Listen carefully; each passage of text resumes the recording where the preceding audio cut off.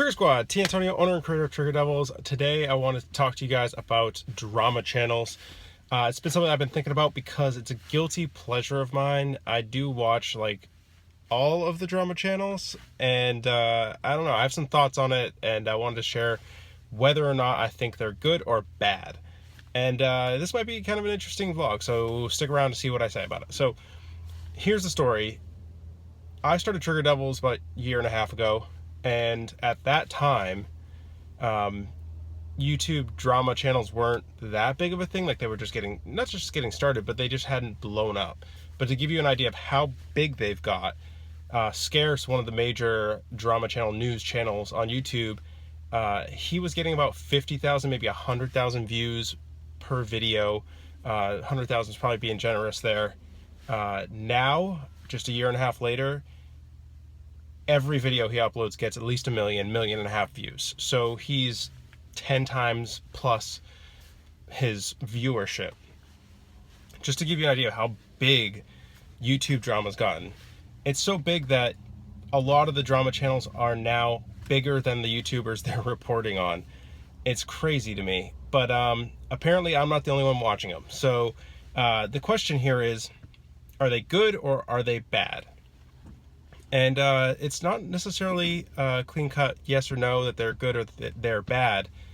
But I want to point out that if you look at what happened on television, it's kind of like history's repeating itself a little bit here. Like, news on television used to be reported kind of like the Wild West, and that's kind of what's happening on YouTube right now. It's been a year and it's blown up really big over the past year, and there's kind of been no regulations about it. So there's been some really good reporting, there's been some not so good reporting, and it's just kind of the Wild West right now. So for me, is that a bad thing? Yeah, it can be bad. That can be like a bad, people can say whatever they want.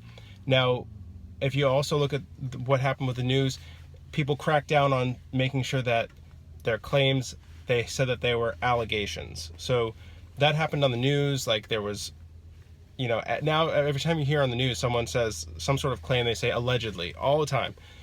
You'll see that sort of stuff start to happen on YouTube as things get a little bit bigger and more mature. So YouTube is constantly updating their terms of service.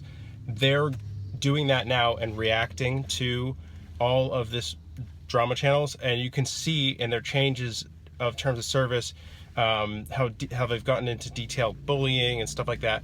They're starting to react to this, and what you're going to see over the next few years is that they're really going to shape how these drama channels create content. So drama channels are not going away. In fact, I think they're going to get a lot bigger. I think they're getting so much bigger in the future that I've actually told a friend of mine who works, he's a director for live news. I've been sending him YouTube channels and saying, hey, look what's going on here, because your channel gets 100,000 views a night, and these YouTubers are getting millions of views, sometimes multiple times a day. So they're getting so big that he might actually have a career opportunity over on YouTube.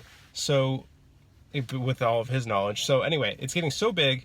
I don't think that they're going away. In fact, I think there's going to be more of them. We're starting to see drama channels that are more specialized. We're getting, like the main things. The main one obviously was Drama Alert, and Scarce is now freaking huge.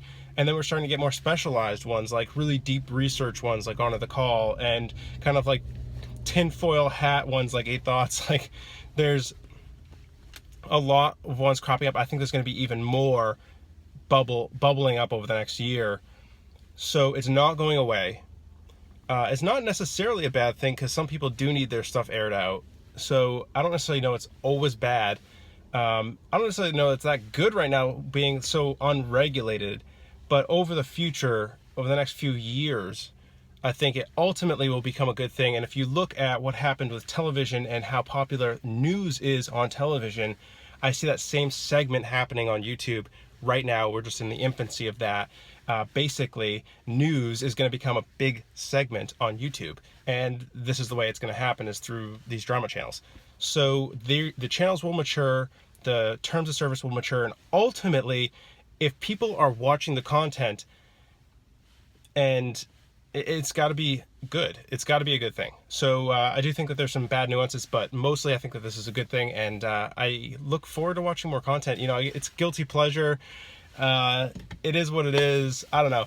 I didn't even want to put this video out here because I own Trigger Devils, and I don't necessarily want to put the wrong messages out there, but to hell with it. I just want to start, vlogging for you guys and actually giving some of my personal opinions.